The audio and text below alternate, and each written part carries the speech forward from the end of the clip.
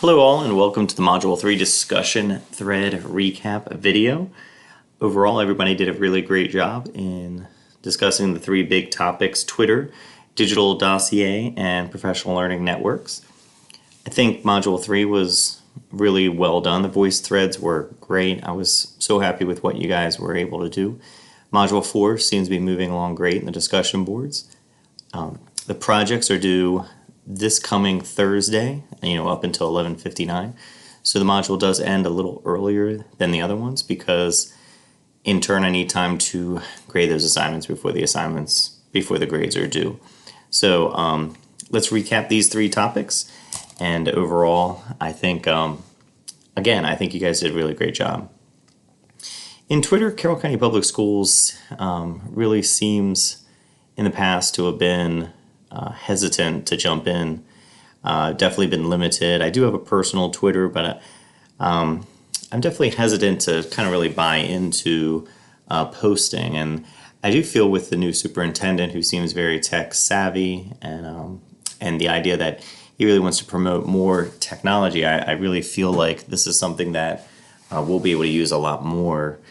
So I'm excited about that. I have had some success tweeting Cami Garcia and asking her about when the third book in her one series was going to come out, and that was kind of really cool and exciting. And overall, I think Twitter's super useful in developing some professional learning networks for yourself. Monique talked about enjoying it for professional reasons, hashtags to have value.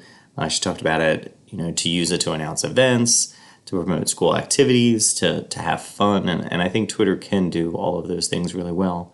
Grace talked about using it for personal use and being excited in her learning logs about being able to showcase how social media can be used and adding it to the professional side of life.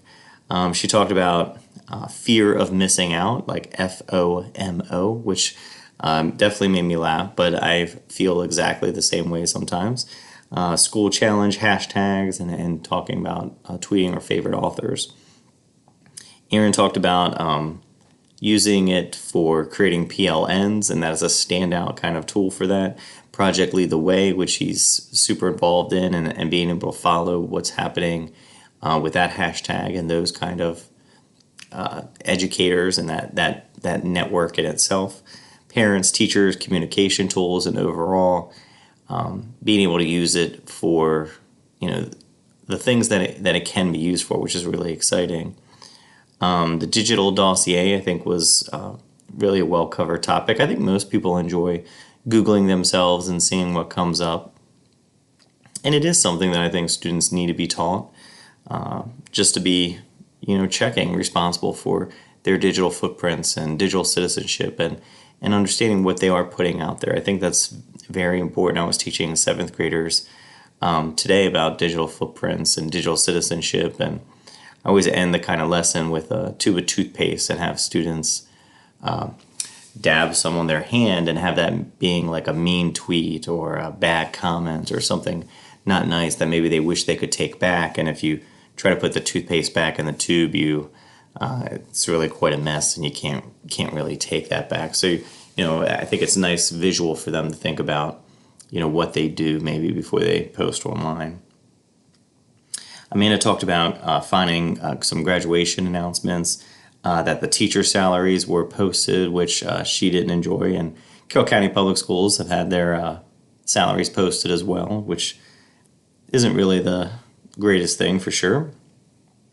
But she did talk about starting the PR process in this class and creating that website, using different tools that can help you to put things out there that really showcase what you can do.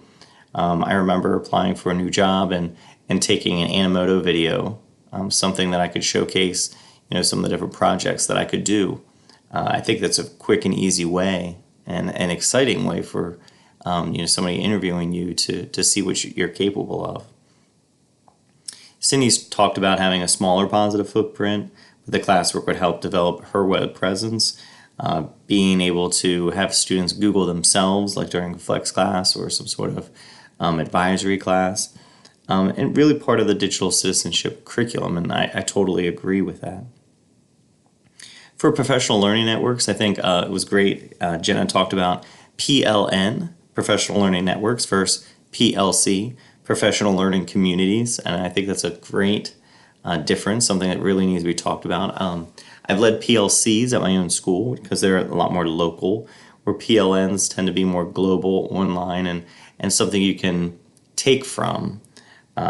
She talked about the 5 do's and don'ts of PLCs, of PLNs, and then having that local PLC, being able to share that with the teachers in your building.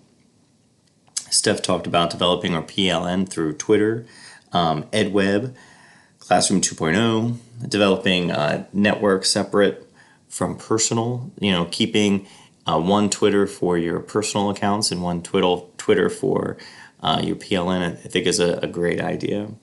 Jane talked about keeping hers up to date. You can go back and search for the past, looking for search for past digital topics, and keeping those kinds of things online, I think are, absolutely a fantastic idea for developing that professional learning network.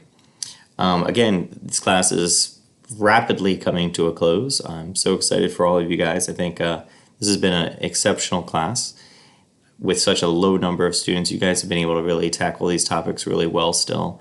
And it seems so much manageable for everybody to be able to have a little bit more personal kind of conversations with everybody. Again, projects for this module are due on Thursday. At the end of Thursday, I'll start grading them as soon as possible. Really should wrap up the learning logs and the discussion board on Friday. And over the course of the weekend, I'll try to grade my hardest. So hopefully everyone has a great weekend, and I'll see you in the boards.